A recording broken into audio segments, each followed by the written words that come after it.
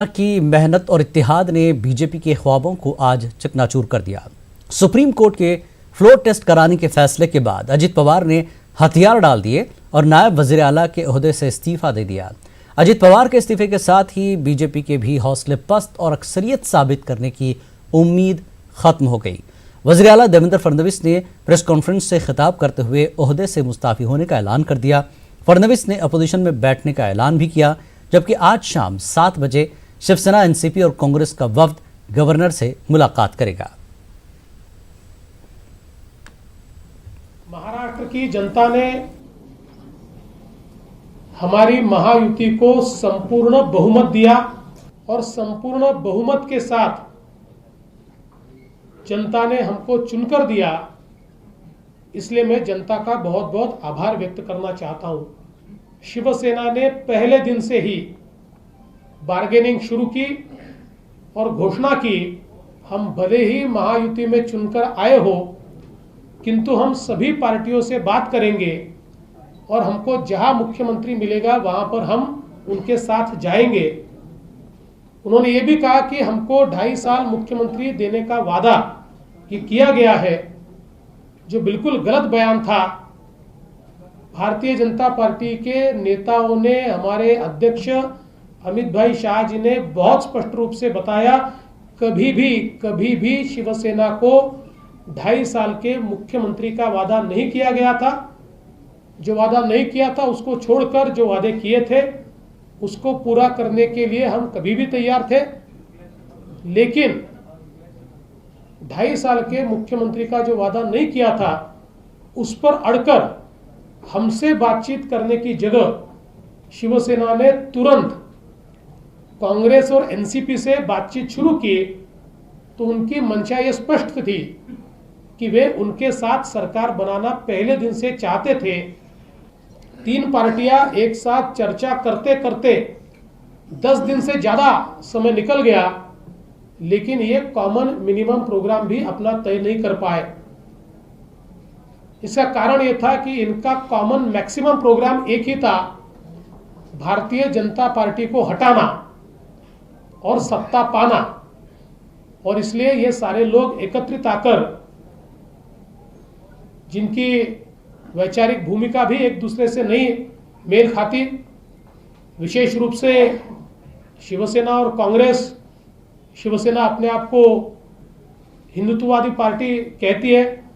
ये बात अलग है कि उनका हिंदुत्व अभी सोनिया जी के चरणों में नतमस्तक है। अजित पवार के इस्तीफे के बाद शिवसेना लीडर संजय राउत ने कहा कि अजित पवार अब हमारे हैं। उन्होंने ये भी साफ किया कि 2.5 साल का कोई फार्मूला नहीं है और 5 साल के लिए उद्धव ठाकरे वजीर आला होंगे। इस्तीफा दिया है, अजित दादा हमारे साथ है। डेफिनेटली उद्धव ठाकरे साहब अगले मुख्यमंत्री हो गए। 5 साल के लिए उद्धव ठाकरे साहब महाराष्ट्र के मुख्यमंत्री हो गए, supported by nationalist congress party and Bharatiya Rashtriya Congress. No rotational chief minister, no 5 years Uddhav Thackeray. NCP के सीनियर लीडर नवाब मलिक ने बीजेपी को आड़े हाथों लिया है। नवाब मलिक ने यह भी वाज़ेह किया कि उद्धव ठाकरे को वज़ीर आला बनाने के लिए तीनों पार्टियों ने रजामंदी जाहिर की है। इस मौके पर नवाब मलिक ने यह भी साफ कर दिया कि इस हुकूमत में किसी भी जात या मजहब के साथ भेदभाव नहीं किया जाएगा। जिस तरह से सुबह सर्वोच्च न्यायालय का फैसला आया, एक ऐतिहासिक फैसला है। जिस तरह से फैसले में कहा गया कि लोकतंत्र को बचाना हमारी जिम्मेदारी है, और उसके बाद जिस तरह से सारे आदेश में कहा गया कि प्रोटेम स्पीकर ही ये विश्वास मत को पारित कराएंगे, इन कैमरा होगा, जिससे भारतीय जनता पार्टी के खरीद फरोख्त के हौसले पूरी तरह से पस्त हो गए। और कहीं ना कहीं भारतीय जनता पार्टी को अंदाजा आ गया कि अब धनबल के सहारे सरकार महाराष्ट्र में नहीं बचाई जा सकती। इसलिए मुख्यमंत्री जी ने इस्तीफा देने का काम किया। ये जीत महाराष्ट्र के 11 करोड़ लोगों की जीत है और निश्चित रूप से जो सरकार बनने जा रही है। आज हमारे नेताओं की बैठक हुई थी, अभी विधायक दल की हमारी बैठक हो रही है तीनों पार्टी की, उसमें हम नेता चुनेंगे। लेकिन पहले जो पवार साहब के साथ नेताओं की बैठक हुई जिसमें उद्धव जी भी थे, पवार साहब ने स्पष्ट कहा कि नेता चुनने के समय उद्धव ठाकरे ही हमारे नेता होंगे। और उन्होंने शिवसेना की भाषा में कहा कि ये मेरा आदेश है कि उद्धव ठाकरे मुख्यमंत्री होंगे, जिसे उद्धव ठाकरे जी ने सहमति जताई है। आज यहाँ पे हम लोग नेता चुनेंगे। उद्धव ठाकरे जी नेता चुनने के बाद निश्चित रूप से वे जाएंगे राज्यपाल महोदय के पास और जल्द से जल्द महाराष्ट्र में शिवसेना, राष्ट्रवादी कांग्रेस और कांग्रेस पार्टी की सरकार बनेगी। जो लोग भारतीय जनता पार्टी के देवेंद्र जी हों या नितिन गडकरी जी हों या दिल्ली के नेता हों, जिस तरह से वे सवाल उठा रहे हैं कि ये सरकार चलने वाली नहीं, हम आपको बता देना चाहते हैं कि शिवसेना का जन्म धर्म पर आधारित राजनीति के लिए नहीं हुआ था। शिवसेना जब बनाई गई, महाराष्ट्र के हितों के लड़ने के लिए बनाई गई थी, महाराष्ट्र की जनता की लड़ाई लड़ने के लिए बनाई गई थी। भारतीय जनता पार्टी ने बिगाड़ दिया था। हमें लगता है जो सरकार बनेगी महाराष्ट्र में छत्रपति शिवाजी महाराज को आदर्श मान के सरकार बनाई जाएगी, न्याय का राज होगा। इस सरकार में किसी पर धर्म, जाति, भाषा के नाम पे कोई भी अन्याय नहीं होगा। महाराष्ट्र का विकास हो, जनता को न्याय मिले, इन सूत्रों को लेकर निश्चित रूप से हम सरकार चलाएंगे। और जो लोग सवाल कर रहे हैं कि 6 महीने में सरकार गिर जाएगी, शायद कल उद्धव जी का भाषण उन्होंने नहीं सुना। उन्होंने कहा कि ये समीकरण जो महाराष्ट्र में बना है ये सिर्फ 5 साल के लिए नहीं बना है, हम 5, 10, 15, 20, 25, 30 सालों तक ये समीकरण को आगे ले जाएंगे। निश्चित रूप से जो लोग उंगली उठा रहे हैं उसको जवाब मिलेगा। कांग्रेस ने महाराष्ट्र में सियासत की खराब सूरत हाल के लिए रियासत के गवर्नर को आड़े हाथों लिया है। हमें ये उम्मीद है कि राज्यपाल दलगत सियासत से ऊपर उठकर राष्ट्रीय स्वयंसेवक संघ और भारतीय जनता पार्टी का नकाब उतारकर राज्यपाल का जो उत्तरदायित्व तो बनता है उसका निर्वहन करेगा। और जो महाविकास आघाड़ी है उसको तुरंत महाराष्ट्र में सरकार बनाने का न्योता देगा। ये कहते हैं कि हम संविधान की सुरक्षा करेंगे और इस देश में जो हो रहा है, मुझे लगता है कि संविधान की सुरक्षा करने के बजाय संविधान पे रोज के रोज हमला हो रहा है और इसके जिम्मेदार प्रधानमंत्री जी हैं, इसके जिम्मेदार गृह मंत्री हैं, इसके जिम्मेदार राज्यपाल हैं। 1 महीने से जारी महाराष्ट्र में हुकूमत साजी का बहरान आज अजित पवार और वज़ीर आला देवेंद्र फडणवीस के इस्तीफे के बाद खत्म हो गया। न्यूज़ 18 उर्दू से बात करते हुए रुकन असेंबली और समाजवादी पार्टी लीडर अबू आसिम आज़मी ने कहा कि उद्धव ठाकरे उन्हें वज़ीर आला के तौर पर कबूल हैं। कॉमन मिनिमम प्रोग्राम के तहत सरकार चलेगी। हमारे नुमाइंदे मोहिउद्दीन ने महाविकास आघाड़ी हुकूमत का हिस्सा बनने वाले लीडर अबू आसिम आज़मी से बात की। 1 महीने से चलने वाला महाराष्ट्र की सियासत में इंतखाबी सियासी ड्रामा खत्म हो चुका है। अजीत दादा पवार जो कि बीजेपी की हिमायत कर रहे थे, उन्होंने इस्तीफा दे दिया है। उसी के साथ साथ जो है वो देवेंद्र फडणवीस जो कि महाराष्ट्र के वजीर आला के तौर पर सामने आए थे, उन्होंने भी इस्तीफा दे दिया। महाराष्ट्र की तारीख का एक नया तारीखी बाब जो है यहाँ पे खुलता हुआ दिखाई दे रहा है। शिवसेना, कांग्रेस, एनसीपी जो है वो साथ में आके हुकूमत बनाने वाले हैं। हमारे साथ अबू आसिम आज़मी साहब हैं, इनसे बात करते हैं। आप भी जो है वो इस इत्तेहाद में शामिल है, शिवसेना, बीजेपी, कांग्रेस के। देवेंद्र फडणवीस ने इस्तीफा दे दिया है, अजीत पवार ने जो है वो दौड़ छोड़ दी है। क्या रद्द-ए-अमल है आपका, पहले ये बताइए। नहीं, जब उनके पास फडणवीस साहब के पास जब मेजॉरिटी थी नई गवर्नमेंट बनाने के लिए, तो फिर रात के अंधेरे में दिल्ली से लेकर मुंबई तक इतनी मेहनत करके ज़बरदस्ती शपथ लेने की ज़रूरत क्या थी? तो उसके बाद अगर अब उन्होंने कोई इस्तीफा दिया तो उनको जब मालूम हो गया कि भाई हमारे पास कोई ताकत नहीं है, कल हाउस में जाकर सब दुनिया के सामने, टेलीविज़न के सामने पूरी दुनिया की निगाह लगी हुई है, तो उससे अच्छा भी इस्तीफा दे दें। उन्होंने इस्तीफा दिया है।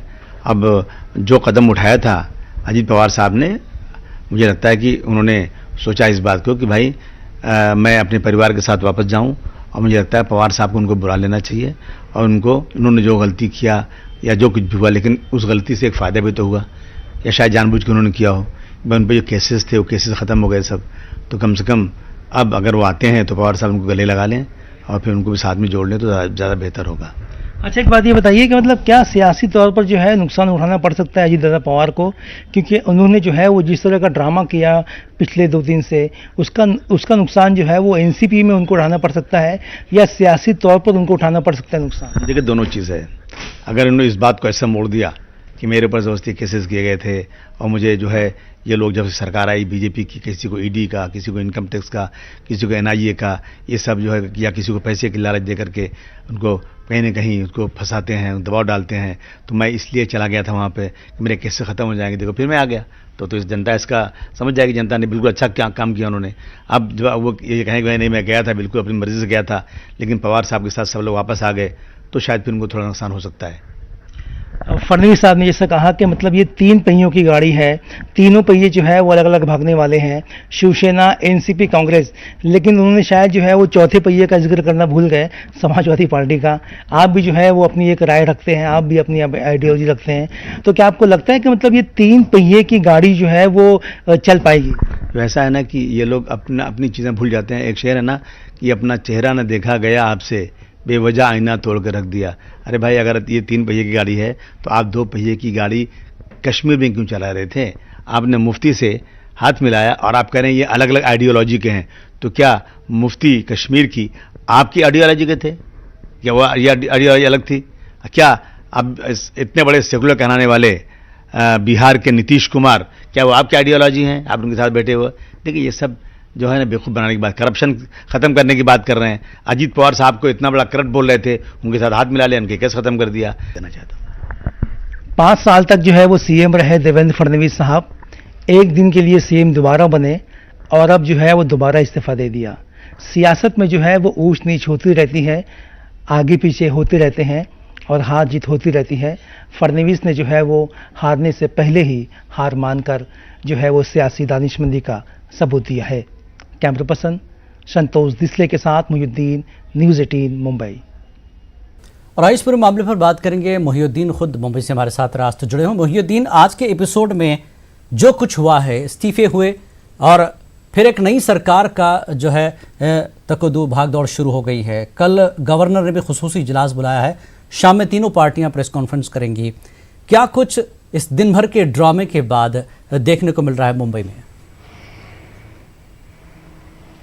जी देखिए, दिन भर के ड्रामे के बाद जो है अब मुंबई थोड़ी पुरसुकून दिखाई दे रही है, क्योंकि अभी जो है वो एक 5 स्टार होटल में, होटल ग्रैंड में जो है वो तमाम के तमाम लीडरान की मीटिंग हो रही है। उसमें तय होगा कि मतलब सरकार किस तरह चलेगी और इसमें जो है वो सबकी सहमति से जो है मामला आगे बढ़ेंगे। इसमें जो खुल के सामने आया है इस पूरे एपिसोड में, देखिए 21 अक्टूबर को चुनाव होते हैं, 24 अक्टूबर को नतज आते हैं और अभी तक हुकूमत साजी के ताल्लुक से कोई जो है वो फैसला नहीं हो पाता है कल तक। तो इससे ये साबित हुआ है कि बीजेपी जो है वो उसके नज़दीक हिंदुत्वा आइडियोलॉजी से ज़्यादा जो है वो इक़्तिदार में रहने को ज़्यादा अहमियत है। बीजेपी रहती है कि बीजेपी चाहती है कि इक़्तिदार में रहा जाए, इससे बल्कि ना कि ये चाहती है कि हिंदुत्व का एजेंडा आगे बढ़े। क्योंकि मैं आपको बता दूं कि जो शिवसेना है उसका एजेंडा भी जो है वो हिंदुत्व पे मुनहसर था, लेकिन शिवसेना को जो है वो बीजेपी का जो पावर की लालच का जो चीज़ें शिवसेना ने देखा, तो शिवसेना ने जो है वो ऐन वक्त पे अपना मुद्दा बदल दिया और वो सेकुलर जमातों के साथ यहाँ पर आ गई। अब उद्धव ठाकरे को जो है वो सीएम बनाने की बात है। यकीनन उद्धव ठाकरे के लिए ये कांटों भरा ताज होगा, क्योंकि तीनों आइडियोलॉजी के लोग यहाँ पर हैं। कांग्रेस की अलग आइडियोलॉजी है, एनसीपी की अलग आइडियोलॉजी है और शिवसेना की अलग आइडियोलॉजी है। इसमें देखा ये जाना ये चाहिए कि शिवसेना ने जो है वो हमेशा से किसानों की कर्ज मुक्ति की बात की है। किसानों का कर्ज जो है वो किस तरह माफ किया जाएगा। बिल्कुल, तीनों की आइडियोलॉजी भले ही मुख्तलिफ हो, लेकिन नवाब मलिक ने कुछ हद तक साफ कर दिया कि बदनाम क्या है बीजेपी ने। ठीक है, अब सब एक दूसरे के साथ खड़े नजर आ रहे हैं पूरी तरह से, लेकिन एक चीज ये है, जैसे संजय राउत ने कहा था कि 5 साल के लिए उद्धव ठाकरे अब सीएम होंगे। 50-50 वाला फार्मूला कुछ नहीं है, इसका क्या मतलब? 50-50 फार्मूला नहीं है, इसका सादा मतलब साफ मतलब ये है कि ये पूरा हिसाब किताब जो है वो पहले ही तय हो चुका था। जिस तरह से शरद पवार सोनिया गांधी की मैराथन मीटिंग शुरू थी, जिस तरह से संजय राउत जो है वो बार बार शरद पवार से मिल रहे थे, उसी वक्त ये फार्मूला तय हो चुका था कि 5 साल के लिए जो है वो उद्धव ठाकरे सीएम रहेंगे, क्योंकि पहले जो है वो उद्धव ठाकरे इस बात पर सहमत नहीं थे सीएम बनने के, लेकिन बाद में जो है वो कोई लीडर शिवसेना में नहीं दिखाई दिया कि जिसकी बुनियाद पे कांग्रेस, एनसीपी और दीगर पार्टियां जमा हो सके। उद्धव ठाकरे को जो है वो उसी बुनियाद पे सीएम बनाया गया। और संजय राउत का जो बयान आया है कि 5 साल तक जो है वो उद्धव ठाकरे सीएम रहेंगे, तो अब ये जो है बहुत ही बड़ी चुनौती हो चुकी है। एनसीपी कांग्रेस जो है वो इन्हें, ये ठीक है 5 साल उद्धव रहेंगे, लेकिन एनसीपी और कांग्रेस क्या 2.5 साल के लिए ऐसा कुछ चल रहा था, ये भी बात आ रही थी, या कोई डिप्टी सीएम नहीं होगा, सिर्फ सीएम होगा? देखिए एक डिप्टी सीएम जो है वो एनसीपी का होगा, एक डिप्टी सीएम कांग्रेस का होगा, ये बातें हो चुकी है।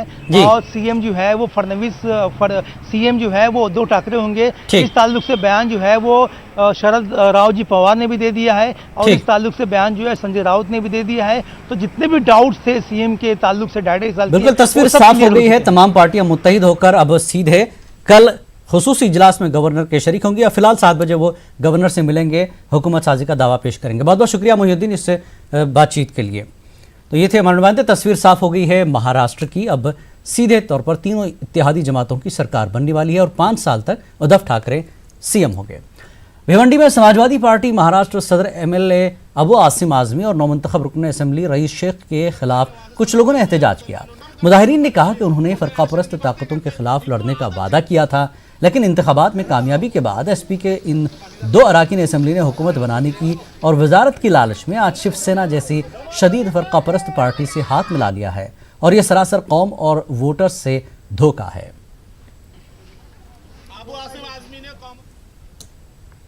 महाराष्ट्र में इख्तिदार के लिए सियासी खेल और जोड़ तोड़ जारी है। सियासी लीडरान इख्तिदार के नशे में इतने चूर हैं कि परेशान हाल किसानों का पुरसाने हाल कोई नहीं। बेमौसम की बारिश से फसलें तबाह हो गई हैं। गवर्नर की जानिब से जो 8,000 रुपये अबूरी मुआवजे का ऐलान हुआ है वो भी किसानों तक नहीं पहुंच पाया। गैर यकीनी की इस कैफियत ने किसानों को मायूसी के दलदल में धकेल दिया है। दूसरी तरफ बाजार की मंदी किसानों की कमर तोड़ रही है। मुतासरा किसानों का कहना है कि 8,000 मुआवजा ऊंट के मुंह में जीरे के मुतरादिफ है। जिंदगी के मुख्तलिफ मैदानों में अपनी हमाजियत काविशों से मुआशरे में गिरां कदर खिदमात अंजाम देने वाली औरंगाबाद शहर की 4 नामवर हस्तियों को उनकी खिदमात के एतराफ़ में जेपी सईद जैसे गिरां कदर अवार्ड से नवाजा गया। मौका था उस्ताद शायर जेपी सईद की 10वीं बरसी का।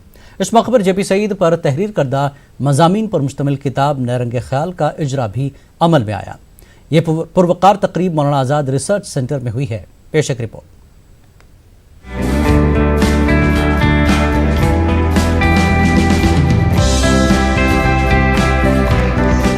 उस्ताद जेपी सईद हमारी तहजीब, रिवायात और सकाफत का संगीबील है। इन ख्यालात का इजहार मारूफ अदीब व स्कॉलर डॉक्टर इर्तिकाज अफजल ने किया। वो जेपी सईद की बरसी पर मुनक्कदा तकसीम अवार्ड तकरीब से खिताब कर रहे थे। इस पुरवकार तकरीब में दानिश्वरों, अदीबों और शायरों के अलावा रिसर्च स्कॉलर्स ने कसीर तादाद में शिरकत की। इस मौके पर शहर की 4 नामवर हस्तियों को जेपी सईद अवार्ड से नवाजा गया। अवार्ड पाने वालों में सर सैयद कॉलेज के बानी प्रोफेसर मोहम्मद तिलावत अली के अलावा दीगर 3 को बादज़मर्ग अवार्ड दिया गया, जिनके नाम हैं साबिक वजीर और तालीमी मिशन के रूह रवां मरहूम अब्दुल अजीम, मारूफ माहिर तालीम मरहूम डॉक्टर शब्बीर हुसैन जोश, फैज़ आम ट्रस्ट के बानी मरहूम जुल्फ़िकार हुसैन, औरंगाबाद के रुकन पार्लिमान इम्तियाज जलील और मारूफ स्कॉलर डॉक्टर इर्तिकाज अफजल के हाथों अवार्ड तकसीम किए गए। इस मौके पर शागिर्दों ने अपने उस्ताद को कुछ इस अंदाज में याद किया। जेपी सईद हमारी तहजीब, हमारी रवायत, हमारी सकाफत का एक अहम तरीन संगमील है, और अफसोस का मकाम है आज कि जिन कदरों की उन्होंने बुनियाद डाली, जिन अक़दार की उन्होंने पासबानी और परवरिश की, वो कदरें बतदरीज मादूम होती जा रही। हमारे उर्दू के बेशुमार असातिज़ा फ़ारसी से क़तई तौर पर नाबलद हो चुके हैं, और जेपी सईद फ़ारसी के बहुत अच्छे उस्ताद थे। अदबी, सकाफ़ती एक जिंदा जावेद अलामत थे, हैं और रहेंगे। ये हमारे नौजवानों के लिए एक आइडियल है, एक मॉडल है, जिसकी तकलीद बड़ी संजीदगी से की जानी चाहिए। इस पुरवकार तकरीब में जेपी सईद पर तहरीर करदा मज़ामीन पर मुश्तमिल किताब नैरंगे ख्याल का इजरा अमल में आया। इस किताब में 30 से ज्यादा मज़ामीन शामिल हैं। तकरीब के मेहमान खुसूसी रुकन पार्लिमान इम्तियाज जलील ने अपने मखसूस अंदाज में फरजंदान सईद की काविशों की सताइश की। इसी तरह किताब नरंगे ख्याल के मौलिफ डॉक्टर नवीद सिद्दीकी ने किताब के अगराज व मकासिद को बयान किया।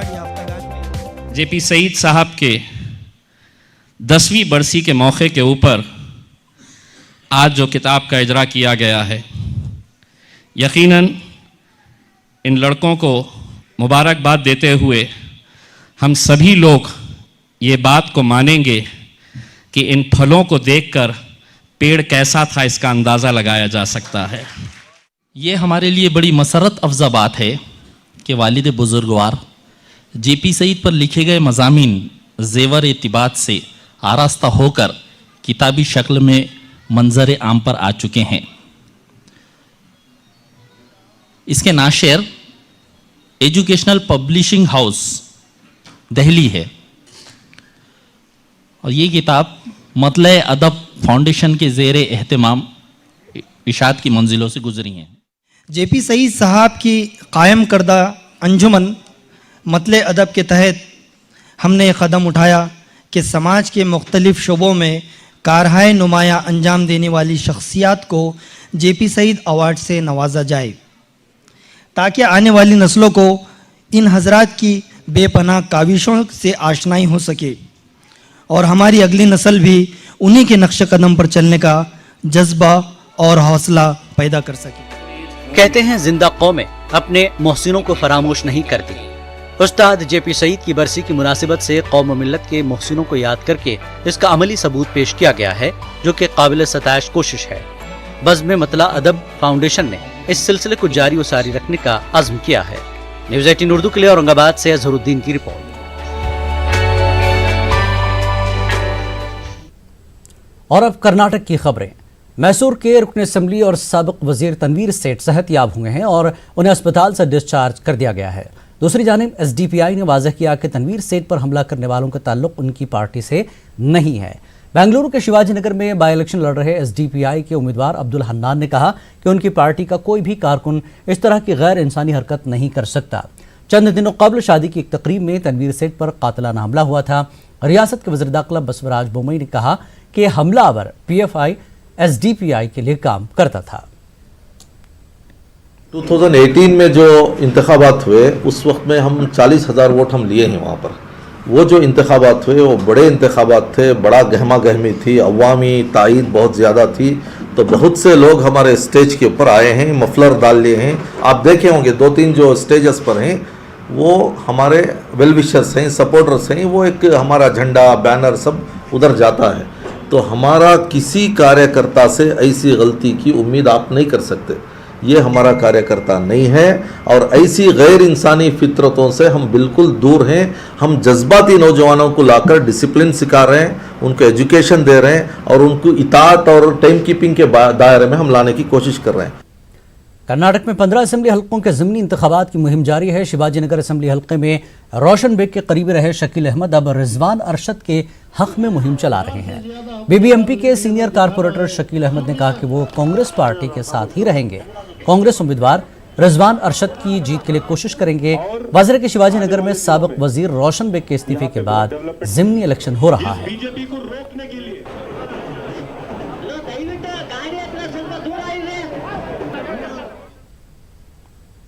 इस बुलेटिन में फिलहाल इतना ही।